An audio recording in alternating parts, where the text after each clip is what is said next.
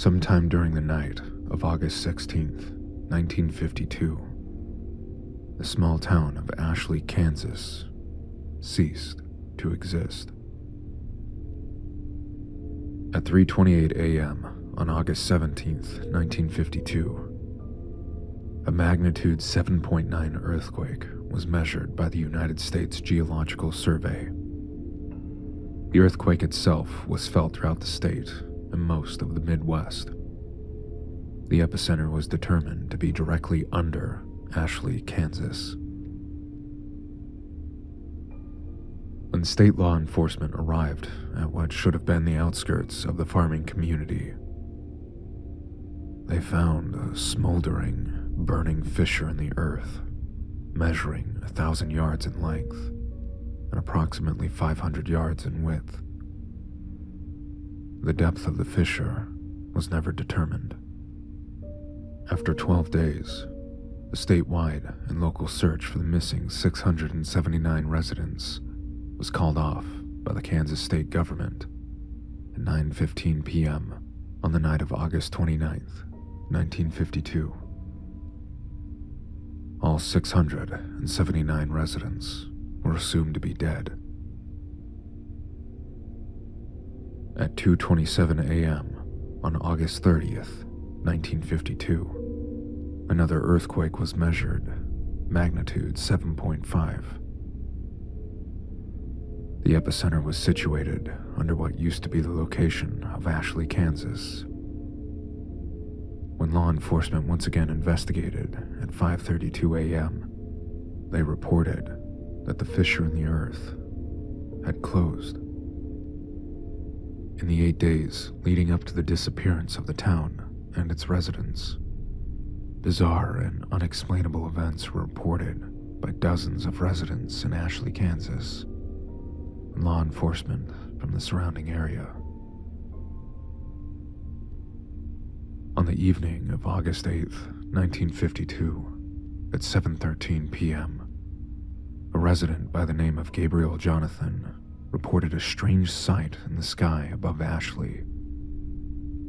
The town itself, having no official branch of law enforcement, called into the police station of the neighboring town of Hayes. Gabriel reported what appeared to be a small, black opening in the sky. Within the next 15 minutes, the Hayes police station became overwhelmed with dozens of phone calls, all reporting the same phenomenon. It was never reported by any neighboring communities. A decision was made to send a state trooper to Ashley to investigate the matter the following morning. At 7:45 a.m. on the morning of August 9th, 1952, Hayes police officer Daniel Mace radioed the Hayes police station.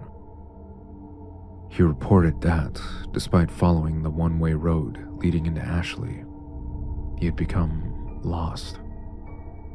According to his report, the road continued along its normal path, but somehow ended up back in Hayes. Officer Mace went on to add that the road never curved or bent in any direction. At 9:15 a.m., 7 of the town's 10 police cars were sent to investigate the situation. All members of the team came to the same conclusion. The only road leading into Ashley stopped leading into Ashley, but instead led back to Hayes. Phone calls continued to pour into the Hayes police station, all reporting that the black opening in the sky continued to grow in size. All callers were advised to remain inside and to not travel unless absolutely necessary. At 8:17 p.m., Miss Elaine Cantor reported her neighbors, Mr. and Mrs. Milton, and their 2 children, Jeffrey and Brooke, missing. According to Mrs. Cantor's phone call, the Miltons attempted to leave town in their family car earlier in the evening. They never returned. Law enforcement officials from Hayes never reported the car or individuals coming up the one-way road. At 7:38 a.m. on the morning of August 10th, 1952, phone calls from Ashley into the Hayes police station reported that the town was in total darkness. The sun had never risen.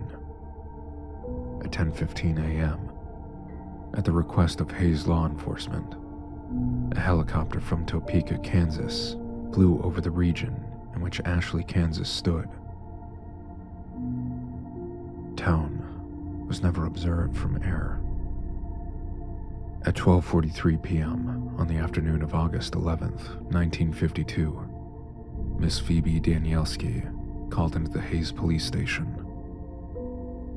She reported that her daughter, Erica, had begun to have conversations with her father, who died 3 years prior in a drunk driving accident.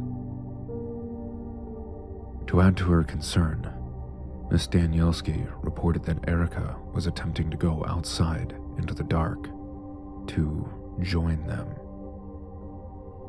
Over the course of the next 12 hours, a reported 329 phone calls were placed into the Hayes police station, all describing similar phenomenon with the children of the town. The following morning of August 12th, 1952, the situation became dire.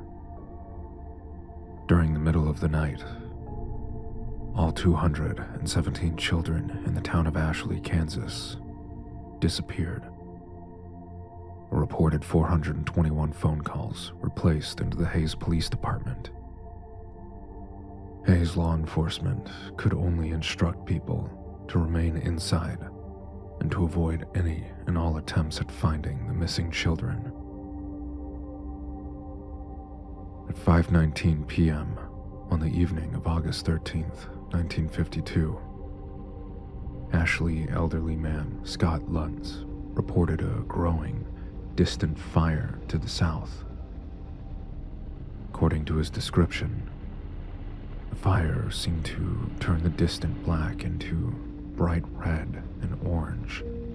It seemed to extend high into the sky. Throughout the rest of the day, calls continued in, stating that the fire, in addition to moving north, now seemed to come out of the black sky. No fire was ever witnessed by any of the neighboring communities or law enforcement officials. The reports continued until 12:09 a.m. on the morning of August 14th, 1952. Last phone call, placed by Mr. Benjamin Endicott, reported that the fire in the sky had grown so intense that it began to appear as daytime over the town. Phone call ended abruptly.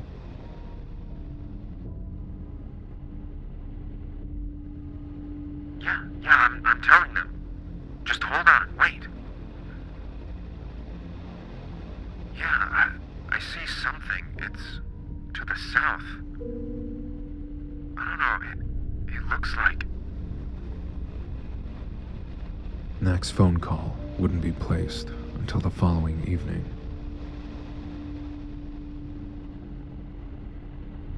The following is the entire transcript of the final phone call to be received by the Hayes Police Department out of the town of Ashley, Kansas. It was placed at 9:46 p.m. on the evening of August 15th, 1952. In this recorded phone call, the officer on duty is Officer Peter Welsh. The caller has been identified as Mr. Alan Foster.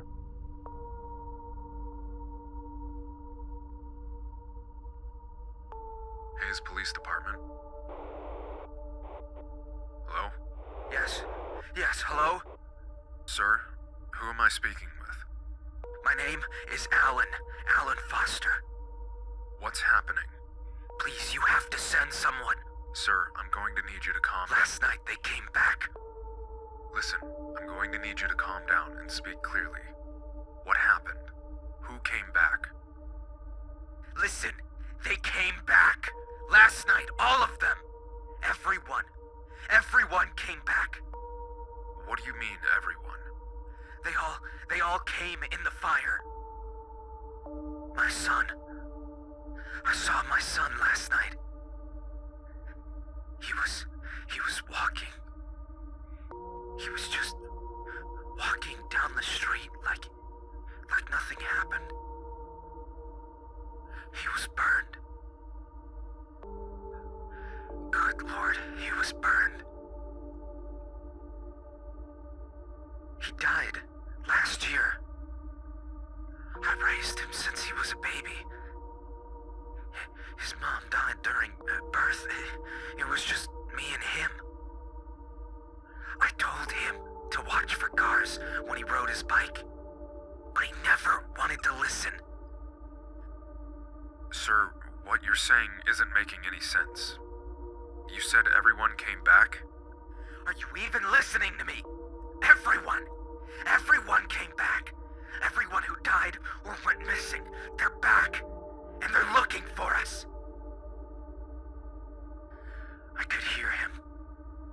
I could hear his voice. Daddy, I'm okay now, see?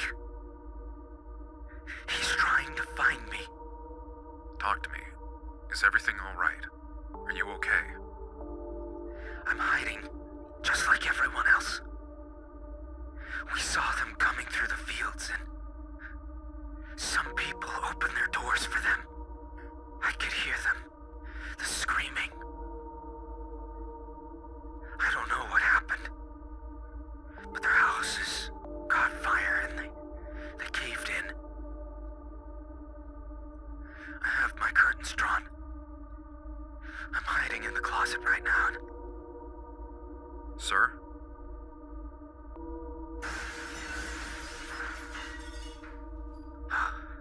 Oh no. No. Something just came in.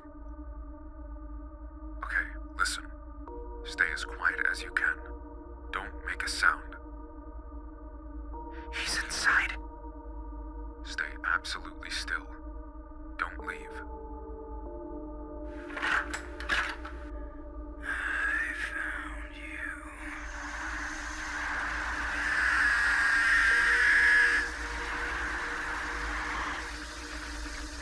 Sir? Sir!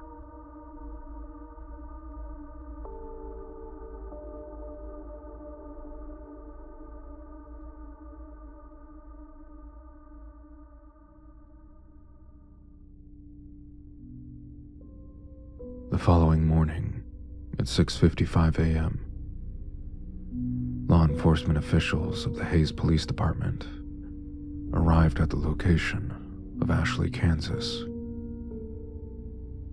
A smoldering, burning fissure in the earth was all that remained.